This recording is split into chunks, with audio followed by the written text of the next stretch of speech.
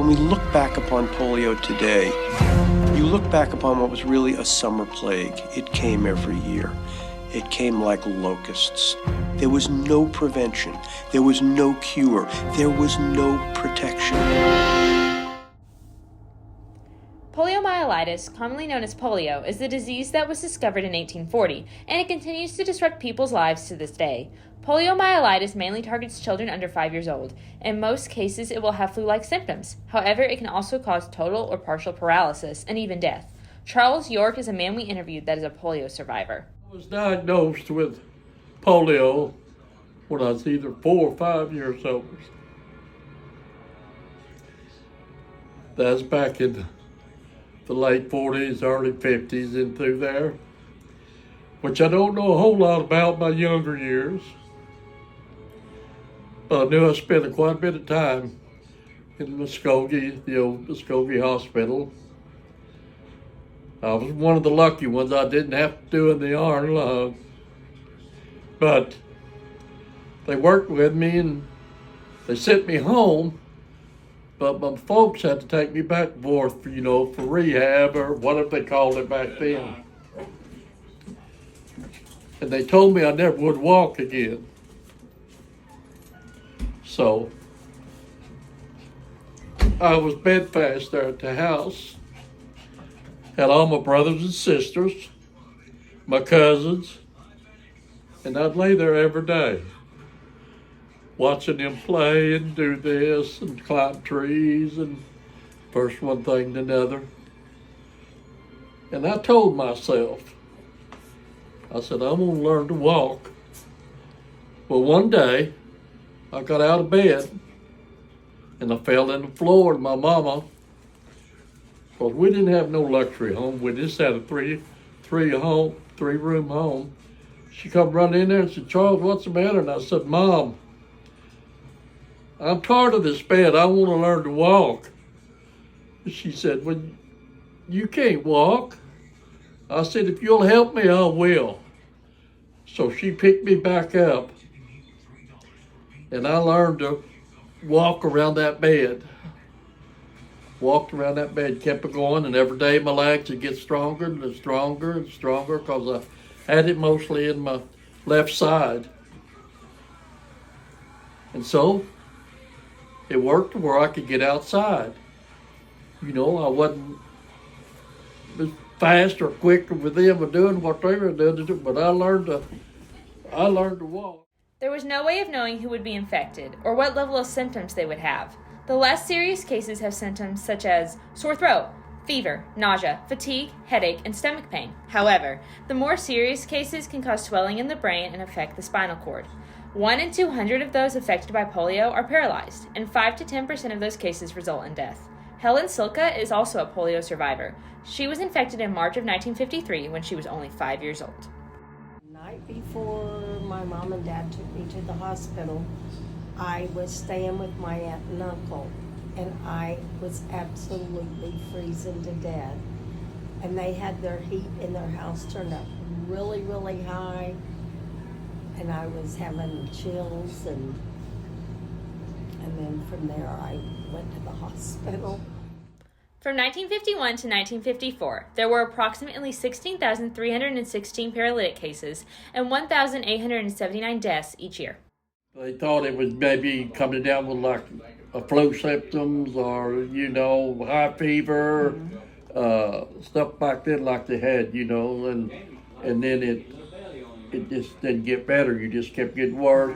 Then you started losing your muscle use. You got to where you couldn't walk and stuff, and that's when they started putting them in hospital and finding out how to treat it and whatever. Like say it affects some people, it affected their lungs and stuff, and they had what they called back then, they had an iron lung, they called it. It's just big old, looked like a big old a round piece of iron with a window in it, and tuck it in there, and they pumped oxygen in there where they could breathe. They didn't have all this fancy stuff back like they got now to do it.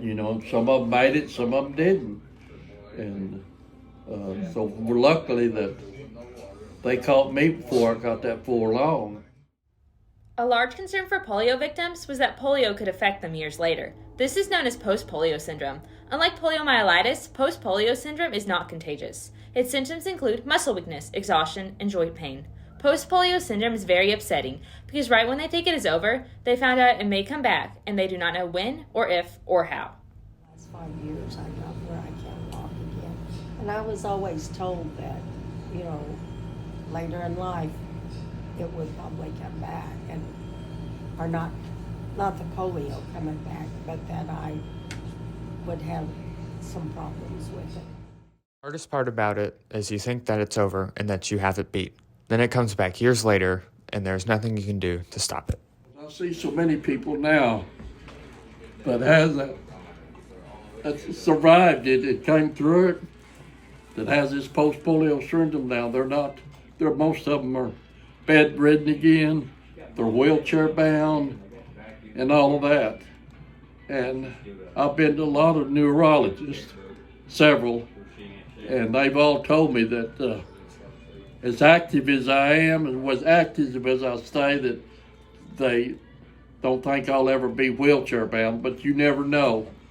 You know, some days I can wonder, boy, I just don't know if my legs is going to hold me up today. But I just keep on keeping on, and you know, it gets harder for me. My stamina's not as good as it was. I